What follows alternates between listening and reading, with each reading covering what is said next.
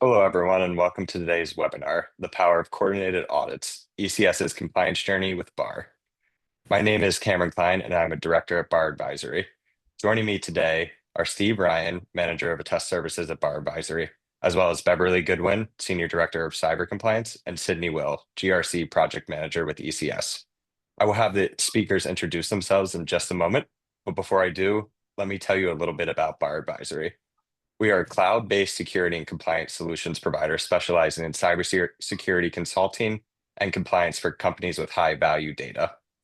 We serve as an advisor to some of the fastest-growing organizations around the globe. BARR simplifies compliance across multiple regulatory and customer requirements in highly regulated industries, including technology, financial services, healthcare, and government. All right, so with that, Steve, why don't you go ahead and introduce yourself, and then we'll pass it to the ECS team to introduce themselves. Absolutely. Thank you. So as Cameron said, I am Steve Ryan. I am one of the managers of Attest over here at BARR Advisory. I've been at BARR for a little over 3 years now, and prior to BARR, I was doing the same thing at a regional firm based out of Boston, Mass. I am the day-to-day overseer of the ECS account and been with them my entire journey so far at BARR Advisory. So know them very well, kind of seen their journey throughout the process and yeah, help coordinate all the audits that they're doing as well. So with that, I'll throw it over to Beverly. Hello there, and thank you for joining us. So I am the director under GRC for ECS, the director of cyber assurance programs. We handle quite a few frameworks. We implement them with our Security Operations Center, and I've been in the compliance and audit and quality management, if you want to call it that, for many years, more than I'd like to say, probably 17, 18 years. And recently, I think this is probably my favorite. I really like working, first of all, at ECS and with BARR, and helping us be compliant, helping us be efficient, have our security services all nailed down. And so that's it's something that not everybody loves to do, but I've always liked it. So I'll pass it over to Sydney. Hi, everyone. Thanks for joining. My name is Sydney, and I'm the GRC Project Manager over here at ECS Federal. And I've been with ECS for a little over 2 years now, working with BARR for a little over 2 years, and I've enjoyed every aspect of it. I can't lie about that. As Beverly has been in this for a while, I have too, for roughly 10, give or take a year or two here or there. And I really enjoy compliance. It's nothing that I ever saw myself getting into, and I just dove into it, and I can't imagine my life without it now. So I'll go ahead and pass it back to you, Cameron. All righty, well, really appreciate everyone introducing themselves. So today we're going to have an in-depth conversation showcasing ECS's compliance journey with BARR. We will discover how BARR's coordinated audit process streamlined evidence collection across multiple frameworks, accelerated compliance timelines, and minimized operational disruptions for ECS's compliance journey. Attendees can expect to gain insight into how ECS proactively managed risk and scaled its security program while maintaining consistent quality and efficiency. Whether you're looking to simplify compliance or strengthen your security posture, the conversation today will provide actionable strategies and industry expertise to help you achieve your goals. During today's webinar, please utilize the Q&A feature on Zoom to submit any questions that you may have, and we will attempt to answer as many as possible at the end of the presentation. Also, a recording of today's webinar will be provided after the event via email in case you missed something that you'd like to revisit or share with a colleague. So without further ado, let's get started. Our first question is going to be for Beverly. Would you be able to tell us about ECS and your compliance journey?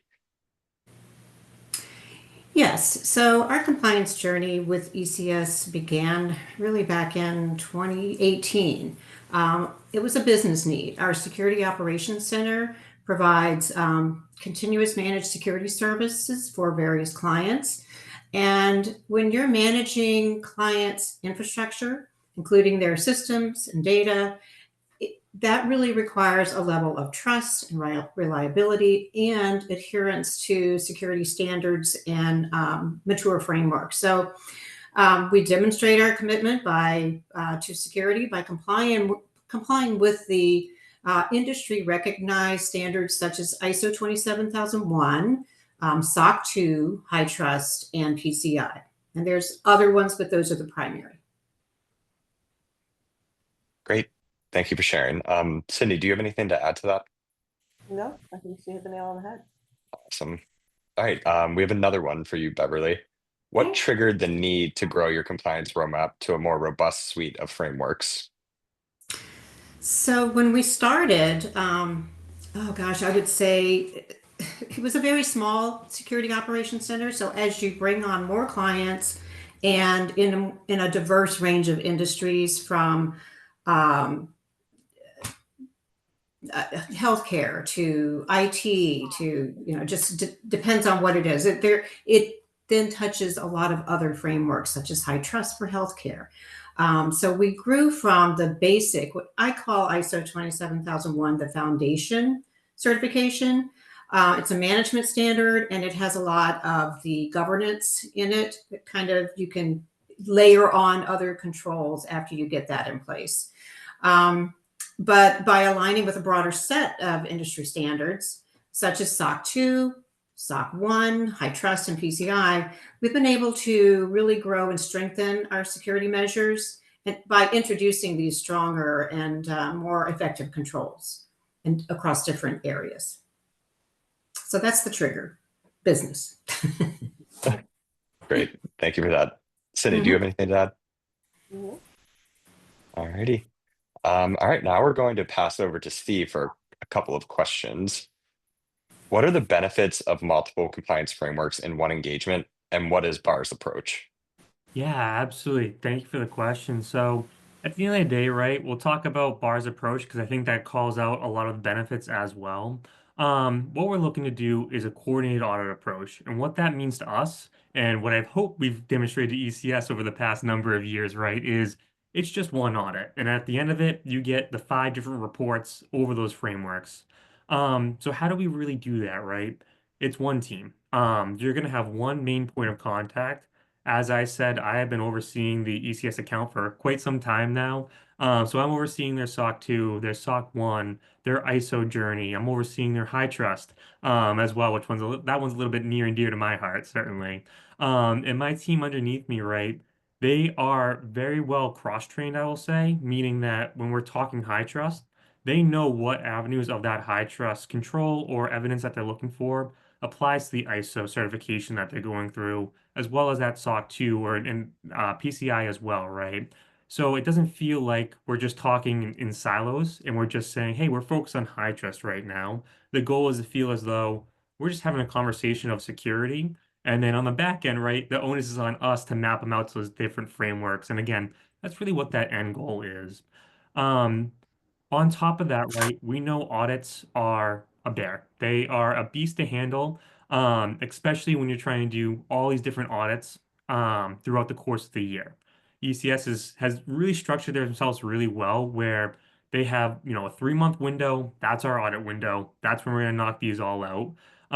So it really allows for the resource drain and audit fatigue to almost be non-existent. Of course, there's a little bit, but it really tries or attempts to reduce that because again, we know it's a 3-month sprint. We're going to collect all this evidence during then, and then we're going to get those reports, and then we can go back to our true day-to-day jobs of making sure we're continuously improving our internal environments. Again, really wanting to emphasize the minimizing of the operational disruptions in your day-to-day operations.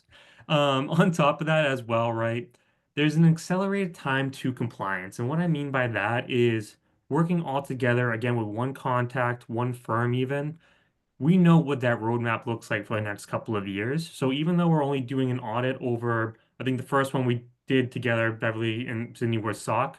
Even though we were only focusing on SOC for that time being, we were able to start to work towards taking over the ISO, right? Throwing on the high trust, and really have that in the back of our mind to grow and get to those levels on top of it. And really in a streamlined approach is again our end goal there. And then finally, the last point I want to talk about is that proactive risk management.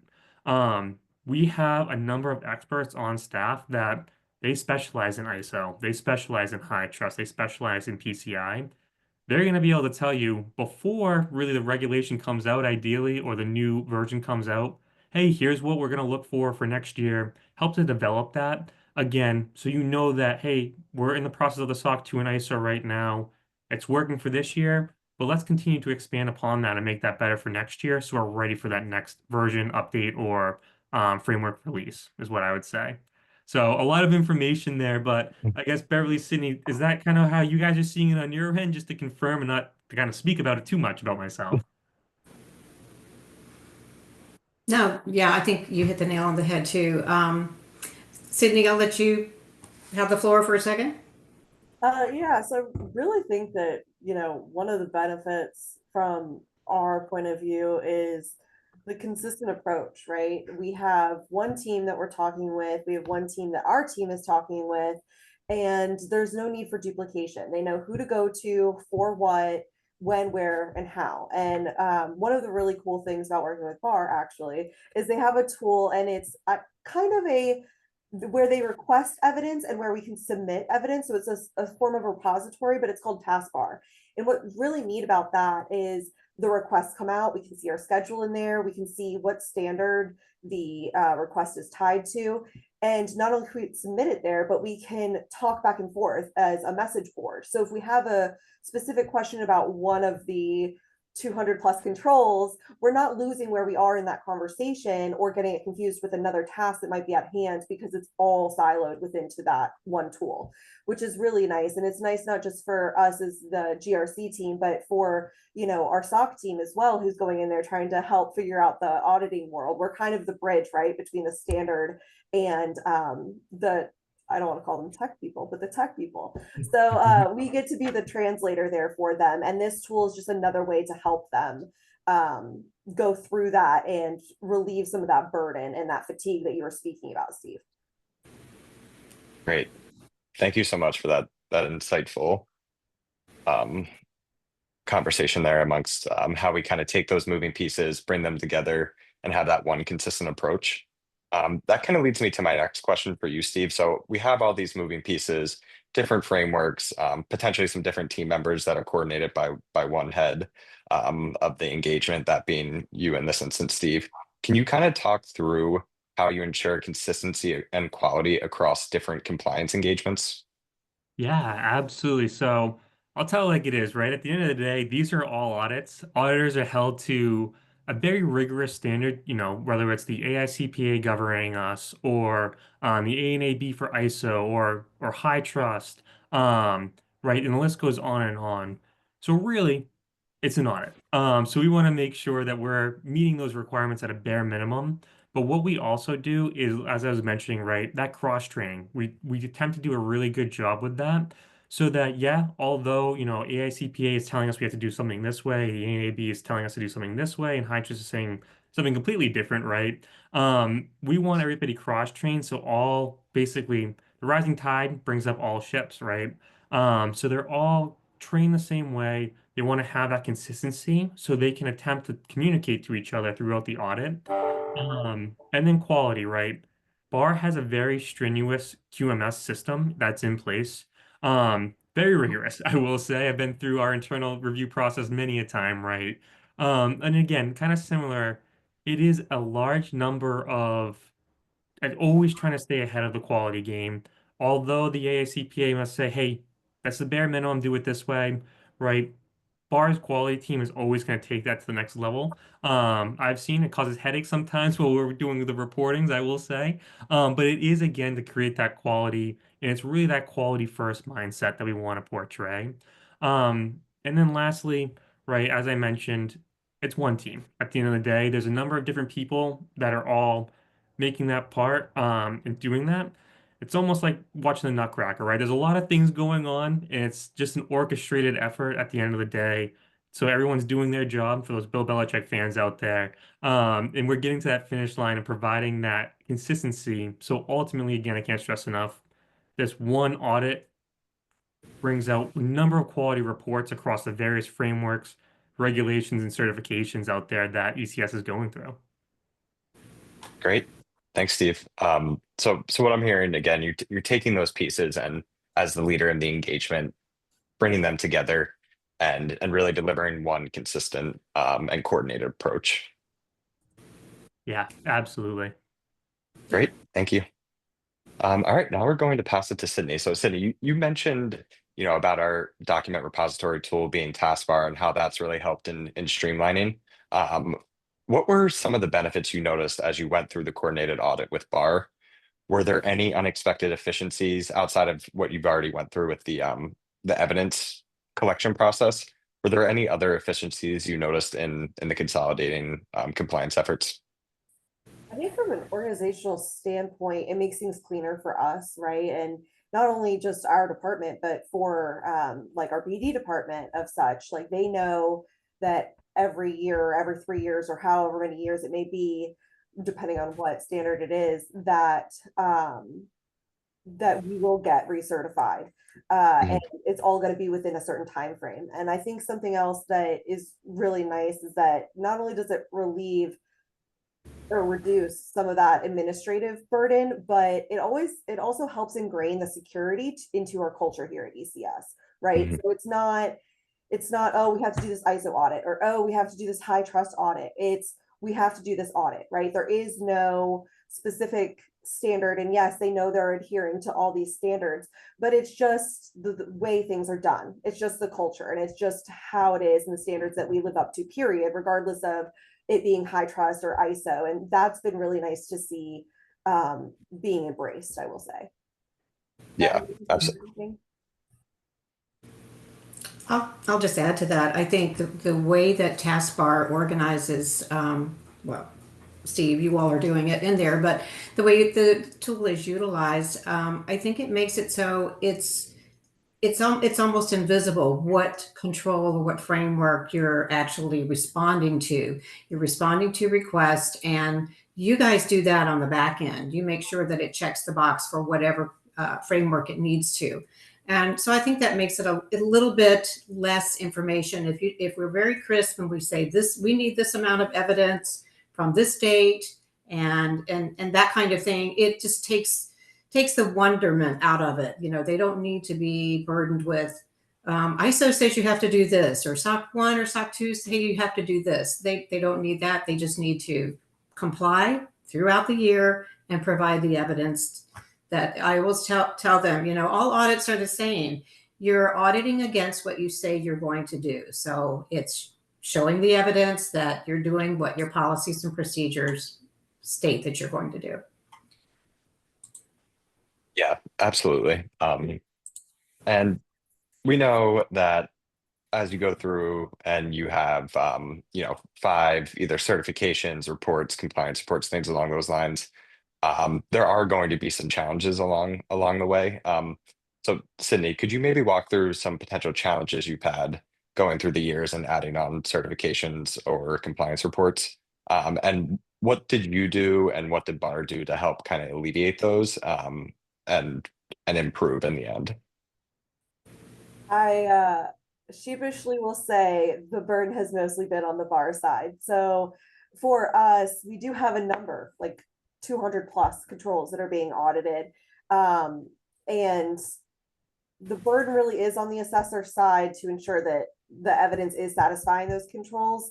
And yes, the GRC team does check and coordinate, and to our understanding, it does meet the intent, correct? But really, it's up to Steve and his team to make sure that, I mean, it's their name on the line, right? So they're really making sure that we're meeting those. So I think that just the sheer amount that's having to be met at one time, so many benefits, and I definitely think that they outweigh the disadvantages, but that is, I would say, one disadvantage, but more for BARR.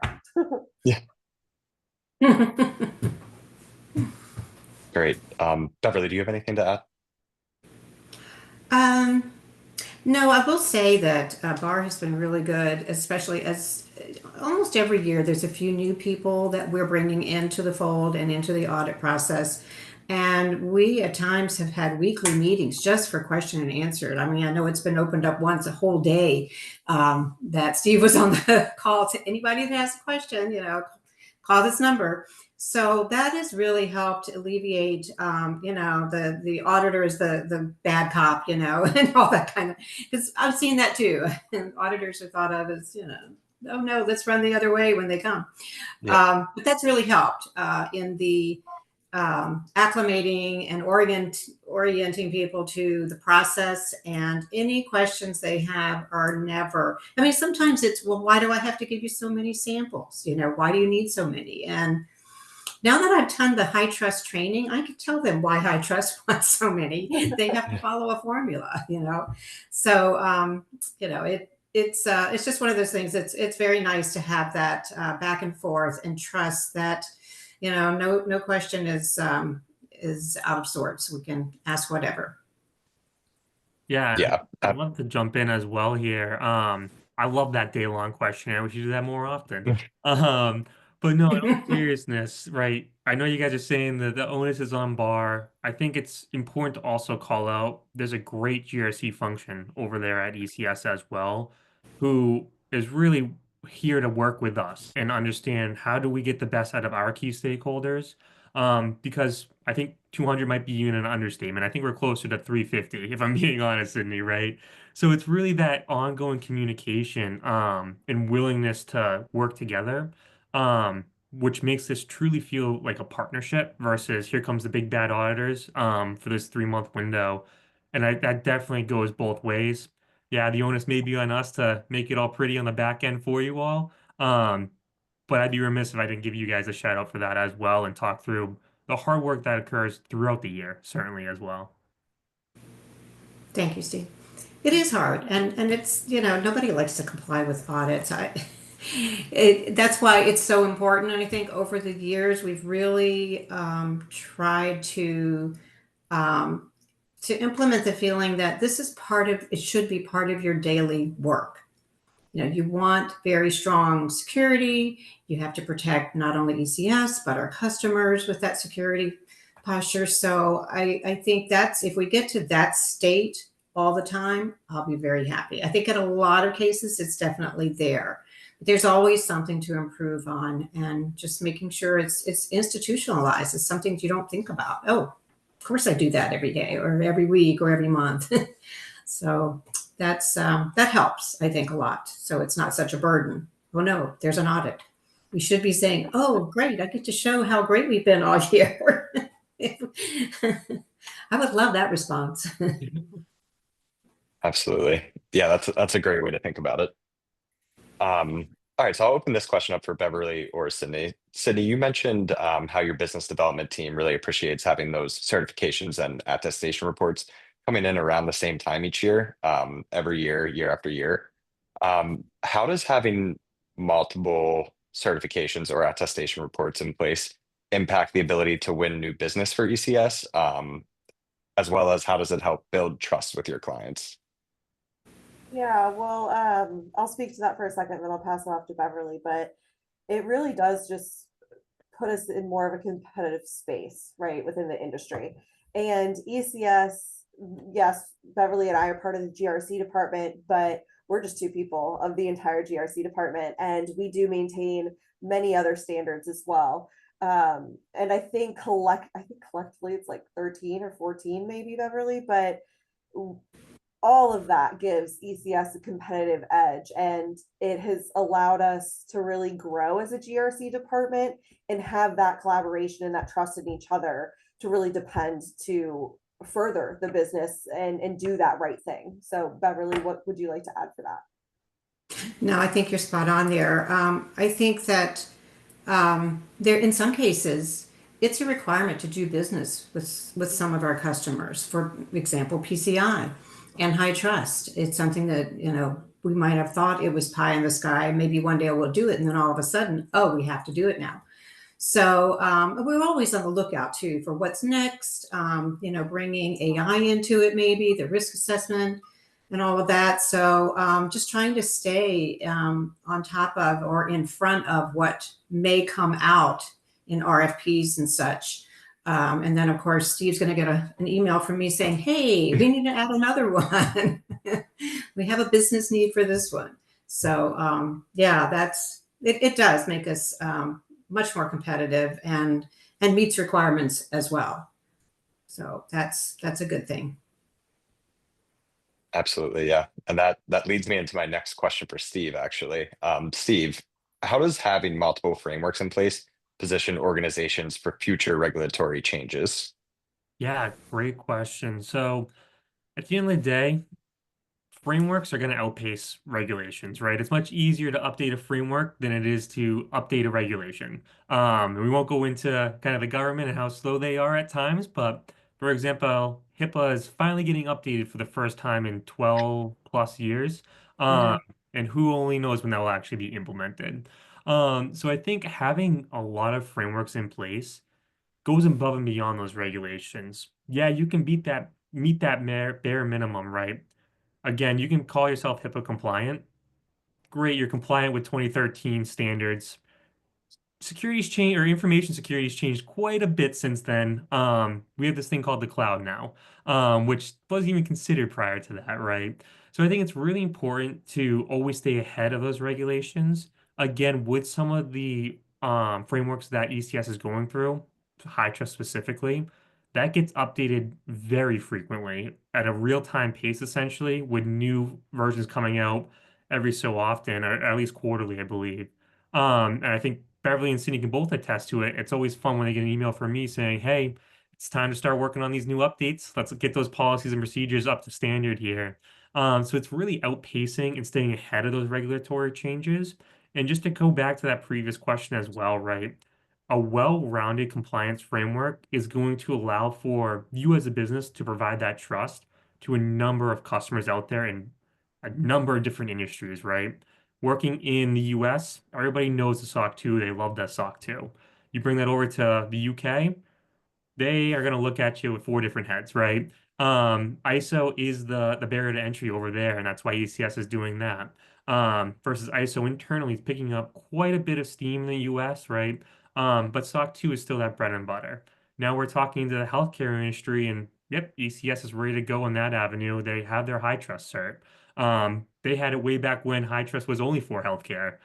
So they're always staying ahead of the game here. And again, not necessarily just staying ahead of regulatory changes, but also the key requirements that customers want in the day-to-day operations of their business. Customers are getting smarter. I'll call it like it is. They know how important data security is. I was reading a stat last week that last year, I believe it's 64 or 68% of breaches occurred through a third party. ECS is a third party, right?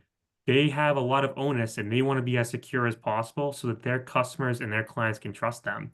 I think it goes to show with the number of frameworks, and I'm waiting on that email for the next one, Beverly, that we're going to do this year probably, right? But ECS is thinking about this in a well-rounded approach and always staying ahead and one step ahead of those attackers as much as you possibly can. Mhm. Yeah, absolutely. Thanks for that, Steve. And kind of along those lines, so everyone has to get started, with a certain framework in mind or have a starting point. What advice would you give organizations starting an audit process with multiple frameworks for the first time? Yeah, that is a very good question. And first thing that comes to my mind is, don't try to hike Mount Everest if you've never hiked before. You could get every single framework under the sun right off the bat, right? You're going to spend more time trying to plan out how to even do that than it would take just to get that first audit complete, right? What's really important is to prioritize, what is going to give me the most bang for my buck? And I talk that in true money, dollars. Compliance is expensive, but also the resource drain. What's going to provide the best trust and set me up for success in the future here? That said, right? Start small. We don't have to tackle everything. ECS started with, I believe it was ISO first, way back in 2018. Sounds about right. And now they have ISO 27001, 27017, PCI, SOC 2, SOC 1, and High Trust. That was not done in 1 year, right? It was a journey, certainly. And I know Beverly and Sydney have stuck it out through a lot of the headaches and the the fun of adding on those additional controls as well. But basically just kind of taking a breath and just understanding, hey, what do we need to do right now? And how do we set ourselves right now up for success in those futures? And what I'll leave us with here on that topic as well is you can have one control set that meets requirements for SOC 2, meets requirements for ISO, right? High Trust and PCI are very specific on those requirements and controls you have to have in place. But why are we creating a new control that's going to meet the ISO requirements as well, or that SOC 2 requirement, when we can just leverage what we're already doing? And that really goes back, and it's a good way, I think, to kind of cap off this area of that coordination, right? You have that one firm doing all of that, they can help you limit those inefficiencies that may be there, deduplicate ties controls, we'll use that word if that's a word. And we will kind of build that control set. So again, that one audit feels like it is one audit, as Beverly mentioned earlier. And it's not, here comes my high trust audit. Now I got to do my ISO audit. And now it's a SOC 2 audit. So that's really the advice. It's just to recap, it's start small, create a roadmap, be strategic with it, and you'll be able to grow very quickly, almost as quick probably as ECS, although that was almost record speed, I will say. But yeah, that's about all I have for that advice, and Great. sure you can come up with more. Great. Thanks, Steve. So we're just about to dive into Q&A here. As a reminder, please submit any questions you may have in the Q&A form. Before we get into Q&A, though, I really wanted to open the floor up to Beverly, Sydney, and Steve. Do you have anything else you'd like to add before we dive in? I have one thing to add, and it's kind of a piggyback on what you were just saying, Steve. In keeping it small, I kept thinking scope. So all of ours have the same, similar scope. I think a couple of the standards brought in a few more things, but that's important. If we had to do all of these on different scopes and different contracts, projects, it would make it a lot more complicated. The fact that we're building off of one scope just really helps us. Our policies and procedures carry through. It's just adding controls and being a little more, a little stronger in our controls as you go up the ladder to what I call the big HUNA is high trust. So I just wanted to add that in. No, that's a fantastic call out because scoping is everything, right? Similarly, we don't have to tackle the entire framework ocean that's out there right off the bat. We don't have to tackle the entire large company and corporate structure, right? We can target business units first, build that upon it. Start with the ones that are a little bit easier to change controls and change policies, we'll say, and then we'll work on the ones that don't like to change too much as we improve, right? But that's a great call out, Beverly. And yeah, scope. Hone that in and you can build upon that very easily. Great. That's all I have. Thanks, everyone. Looks like we do have a question that came in. So this seems like it could be open to any of you three to answer. So thinking in terms of a coordinated audit, what is a good framework to start with? I think Beverly mentioned that one earlier. So ISO 27. ISO in general just provides a level of governance that really sets the foundation, right? You need your foundation to be able to build off of. And it is surprising, quite honestly, how much overlap you'll find. If you have ISO in control, you can almost guarantee it's not going to be too much of a lift to become compliant with some of the other standards that are out there. But you do have the basis and the foundation of so many things as well as your governance, and you have that structure there, you have that management structure, you have that documentation structure like Beverly was speaking about with the policies and the procedures, and you have that baseline to continue to build off of. So I personally would say ISO 27. Great. I would agree with that, and I'll take that even a step further, right? You can throw in all the controls you want, and you could have as many controls out there without some type of governance system over that. You're about to have a lot of chaos ensuing. One organization is going to be doing something with these controls, another organization unit's going to be doing XYZ with that controls. Essentially, it creates security chaos, is what I would call that there. So having that real good governance structure is really going to help set that foundation.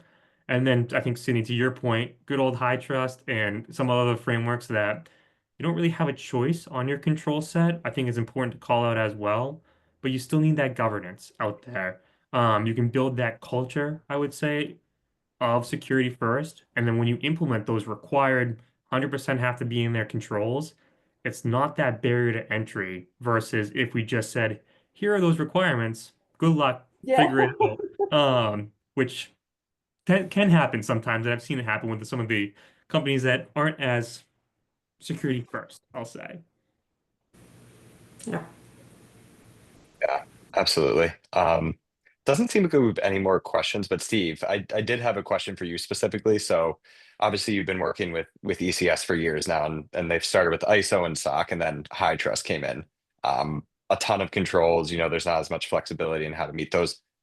What are some of the approaches you took to work with ECS and really fold high trust in with it being such a large framework, in order to, stay coordinated with what they currently had? Yeah, and I'll say it was a lot of fun meetings throughout the year. I know Beverly, the first time we did High Trust together, it was, oh boy, what's going on? If we remember all the way back, right? Yes. Oh, yeah. Um, so really, it's a lot of coordination. And again, I'm going to go back to the Nutcracker. There's a lot going on, right? So you got to coordinate it from the start. Um, Going from ISO, adding on SOC, and then adding on High Trust is really helpful. High Trust was built off of ISO, so it has a lot of that foundation in place. And again, they already had that government system out there. So there was a lot of feathering in of controls, I would say, saying, hey, we have to do this to meet High Trust requirements. Let's take a minute. Let's look at what are we already doing that's basically meeting that. And now really it's a policy update or a procedure update. Again, as Beverly's well aware, I love my policies and procedures. It's those updates versus a true control update or implementation. So we're still meeting the high trust requirements, but we're not completely upending what's going on and what great controls ECS already has in place for their SOC or their ISO certs. I agree. Great, thank you. So it doesn't look like there are any more questions. So just wanted to thank everyone for attending. Also, a big thanks to our three panelists here. Really appreciate all of your insight and all of the experiences you could share with us through this coordinated audit journey. We hope all of our attendees found this information valuable and you got all of your questions answered. Please watch for your inbox for the email with a recording of this webinar, as well as how to connect with today's speakers to continue the conversations. If you have any questions, as always, please feel free to reach out to any of us. Really hope everyone enjoyed this session, and I hope everyone has a great day. Thank you. Thank you, Thank you, everybody. Cameron. Thank you.